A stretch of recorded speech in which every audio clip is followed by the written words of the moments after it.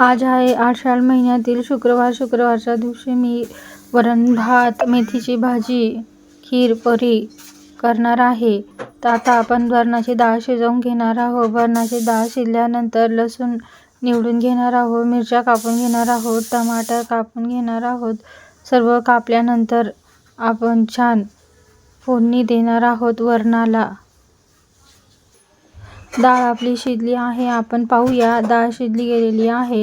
शिजल्यानंतर डाळीला आपण फोडणी देणार आहोत. त्यामध्ये कढईत तेल टाकायचं आहे. मोहरी, जिरं, कढीपत्ता, कोथिंबीर, टमाटर, लसूण, हिरवी मिरची टाकून आपण ते तळून घेणार आहोत. तळल्यानंतर त्यामध्ये आपण शिजलेली वरणाची डाळ टाकून घेणार आहोत आणि दणकेबाज उकळवून घेणार आहोत. त्यामध्ये आमचूरसुद्धा टाकलं आहे. वरण काढून घेतलेलं आहे. आता मी भात टाकत आहे. भातमध्ये तेल आणि मीठ घातलं आहे. आता आपण धुतलेला तांदूळ त्यामध्ये घालून 3 शिट्ट्या घेऊन घेणार आहोत, म्हणजे आपला हा भात तयार होईल.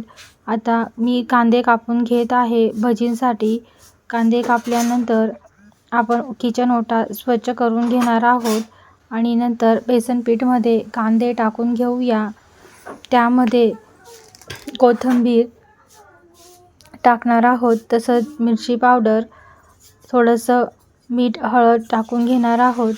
मिक्सरच्या भांड्यामध्ये आता एका पातेलीमध्ये दूध घेतलं आहे. मिक्सरच्या भांड्यामध्ये भिजलेला तांदूळ घ्यायचा आहे आणि तो मिक्सरमधून वाटून घेणार आहोत. इकडं आपण लसूण आणि मिरची परतवून घेत आहोत. त्यामध्ये आपण धुतलेली मेथी घालून मेथीची सुकी भाजी बनवून घेणार आहोत. छान आपल्याला मेथी परतवून घ्यायची आहे. परतल्यानंतर इकडं मी दुधामध्ये काजू, बदाम, अक्रोड याचं पेस्ट टाकायचे कुटून घेतलेली काजू, बदाम, अक्रोड टाकले आहेत. ते आता तिकडं आपण मेथी परतवून घेत आहोत आणि शिजल्यानंतर मेथी काढून घेणार आहोत. बेसन पिठामध्ये मिरची पावडर, थोडंसं मीठ आणि थोडा सोडा घालून घेणार आहोत आणि आपण भजींचं पीठ मळून घेणार आहोत. थोडंसं पाणी घालून छान आपण हे भजींचं पीठ मळून घेतलं आहे. ते पीठ आता आपण छान असं मिक्स करून घेणार आहोत, म्हणजे आपल्या भज्या या सॉफ्ट येतील. थोडा वेळ हे पीठ आपण साईडला ठेवणार आहोत. मग नंतर आपण भज्या काढूया.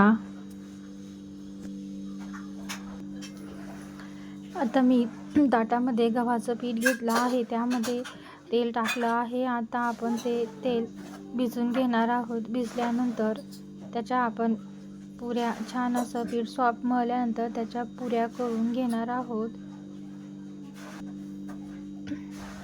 पीठ छान मळून घेतलेलं आहे. ते मळल्यानंतर पिठाला छान आपण घट्ट असं मळून घेणार आहोत. पुरीसाठी पीठ पातळ असायला नको. किचन ओटा साफ केलेला आहे. आता आपण थोडे छोटे छोटे गोळे घेऊन पुरी करून घेणार आहोत. छान असे हे छोटे छोटे गोळे तयार करून घेतले आहेत. आता आपण छोटी एक पुरी घेऊया, पाटाला तेल लावूया आणि पुरी लाटून घेणार आहोत. अशात मी हे छोट्या छोट्या पुऱ्या लाटून घेत आहे. सगळ्या पुऱ्या आपण लाटून घेणार आहोत. त्यामुळे लाटून आपण एकत्र असे ताटामध्ये पुऱ्या टाकून कढईत तेल ठेवायचं आहे. त्यामध्ये एक एक पुरी आपल्याला तळून घ्यायची आहे. सर्व पुऱ्या आपण तळून घेणार आहोत. एक एक टाकून छान पुऱ्या तळून घ्यायच्या आहे. या पुऱ्या तेल घेत नाही आणि एकदम अशा सॉफ्ट आणि छान अशा कुरकुरीत अशा या पुऱ्या तयार होतात. खायला खूप छान लागतात. बघा, मस्त असं मोहन दिलेला होता, त्यामुळे पुऱ्या मस्त फुलून येत आहेत. एक एक पुरी मी आता तळून घेत आहे. पुऱ्या तळल्यानंतर आपण राहिलेला स्वयंपाक पूर्ण करून घेणार आहोत. बघा, आता भज्या कढईमध्ये भज्या काढून घेणार आहोत. थोडंसं भजींचं पीठ मळून घेतलं होतं. कांदा भजी आहे. आता कांदा भजी मी सगळ्या भज्या तळून काढून घेत आहे. बघा, भज्या मस्त आपल्या अशा कुरकुरीत आल्या आहे. ताटामध्ये पुऱ्या ठेवायच्या आहे. अशा या 9 पुऱ्या आहेत. यामध्ये सर्व पुरींमध्ये आपण नैवेद्य ठेवणार आहोत. भाताचं भात सगळ्या पुरींमध्ये ठेवून घेतला आहे. तसंच आपण आता यावर वरण घालूया. वरण थोडं थोडं असं आपण नैवेद्य द्यायचं आहे, म्हणून थोडं थोडं असं पूर्ण पुरींवर वरण घालून घ्यायचं आहे. वरण घातल्यानंतर आपण त्यामध्ये खीर घालून घेणार आहोत. खीर मस्त दुधाची आपण यावर एक एक भजी ठेवून घ्यायची आहे. सगळ्या पुरींवर आता भजी ठेवून घेत आहे.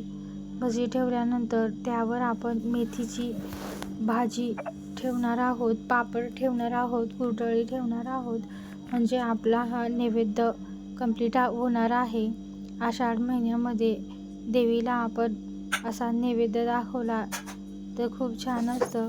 काही ठिकाणी नैवेद्यासाठी दही आणि भात देतात. तसंच आपण